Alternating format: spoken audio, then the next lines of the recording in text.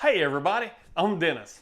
On this edition of Grilling with Granddaddy Daddy, we're going to do a little different take on a pork tenderloin.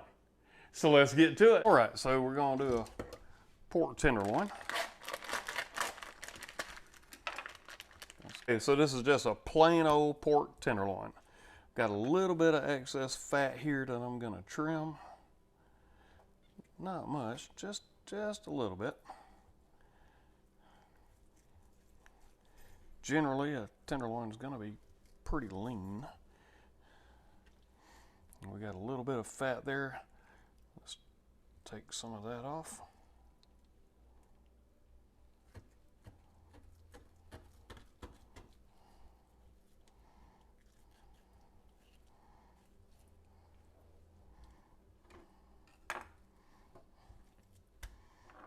Okay, so today I'm going to do a recipe for my friend Coach.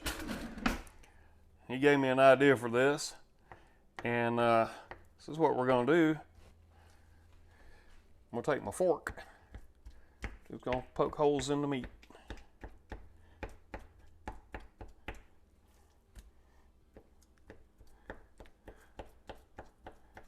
And I'm not tenderizing it by poking these holes, because what we're doing is I'm going to poke these holes, and then I'm going to use the roasted pineapple habanero sauce as a binder.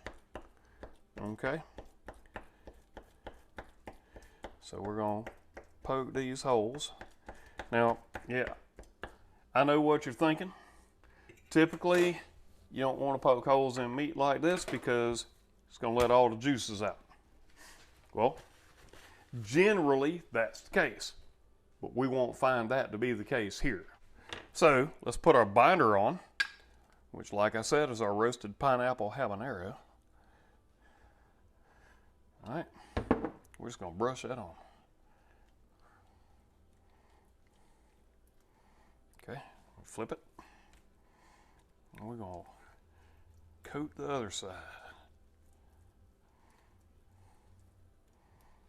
Let's get all this goodie up.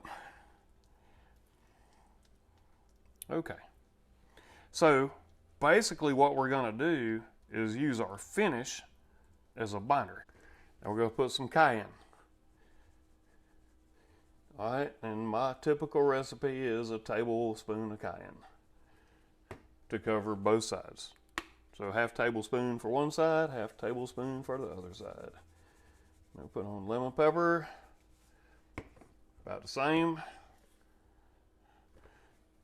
About the same with garlic salt. We're going to do about half a tablespoon per side. Butt rub, my favorite. We're going to do half a tablespoon per side. So 1 tablespoon of each is going to cover everything. All right, I'm going to pat that, flip it. I'm going to do the same thing on this side. All right, now we're going to throw this on the big green egg at about 275 degrees. And we're going to let it cook. All right, so as you can see, I filled my firebox full. And let's get this fire going. Now this isn't going to be a long cook, but I like to fill the firebox up as full as I can get it. And that way tomorrow, because tomorrow I don't know what I'll be grilling. It could be ribs, it could be a whole pork loin. The boss hadn't told me yet. But I know that after I pick up the kick-ash basket and clean it out, or shake it, then I'll clean out the ash. I'll put a small amount of fresh charcoal in, and we'll be rocking and rolling. All right, now I've had a lot of questions about when do I put my convector on. Okay, well, you saw me light the fire. I have some good hot coals going already. So we're going to put the convector on. All right, so let's put our convector in. And as always, we're going to put this end right up under where the temperature indicator is. That way we get an accurate depiction of the temperature. So we're going to let it heat on up. Once we get good fire going, we'll close the lid down and we'll let everything else heat up. Let's put our grate on. so it can heat up too. Okay, so what we're using here is cowboy lump charcoal. I actually got lucky and found some good cowboy with big chunks on it. So we've got it going. Now everything's starting to get good and hot. We got a good fire going. I'm gonna close the lid down on the egg. All right, so we've got our egg up to 250 degrees. We're going to 275. And I know you guys that watch the channel a lot know that I say never ever poke holes in the meat. Well, that's true. But for this recipe, we poked holes in the meat, and then we seasoned the meat, and now we're going to go back with our pineapple habanero to seal the rub. Let's flip this over.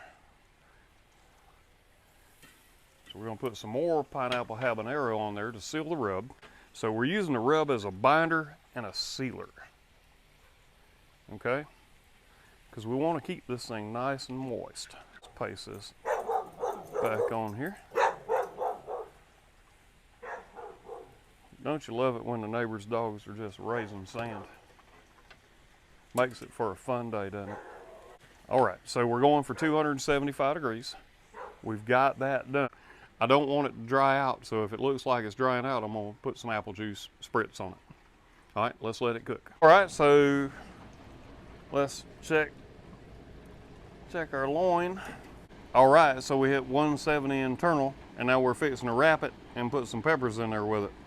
All right, so what I'm gonna do, we're gonna take this tenderloin off because it really is about done. And what we're gonna do, get this where you can sit. What was that for unorthodox? All right, I've sliced up a bunch of sweet peppers. And I'm just gonna lay them around. Now, this will give some flavor to the tenderloin, but mostly, I just want to cook the peppers. All right, so we're gonna wrap this up. All right, we're gonna let this go for about another 30 minutes, and then we're gonna take a taste. All right, we've been at 250 degrees for about 2 hours on this itty bitty pork tenderloin. All right, so I'm gonna take my peppers. Just want to take them off.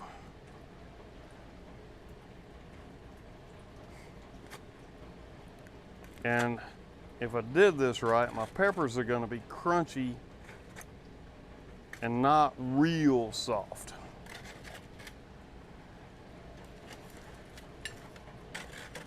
We get them off, and I can already see a lot of moisture in here, so I know that my tenderloin is gonna be tender. All right, so we got it off the grill. I know y'all want me to taste the tenderloin, but I want to check out one of these peppers first. Oh, and they're nice and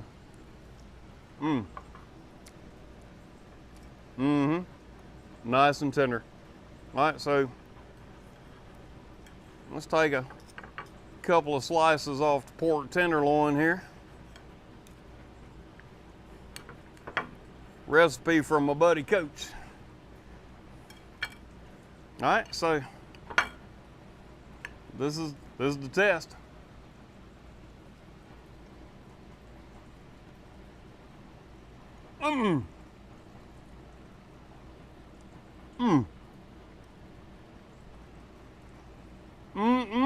Daggone.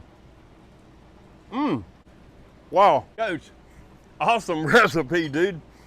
Man, this kicks butt. I got to have another piece. This is awesome. Wow. All right, y'all. that does it for this edition of Grilling with Granddaddy Daddy. We did a pork tenderloin, different way. And now some of those peppers, you can get a little taste of the peppers, but I did the peppers because I like the peppers. But anyway, that was it for our pork tenderloin. It's one of the best ones I've ever done. Shout out to my buddy Coach for giving me the idea on how to cook this one. He's the man. And until next time I see you guys on the grill, y'all keep on grilling.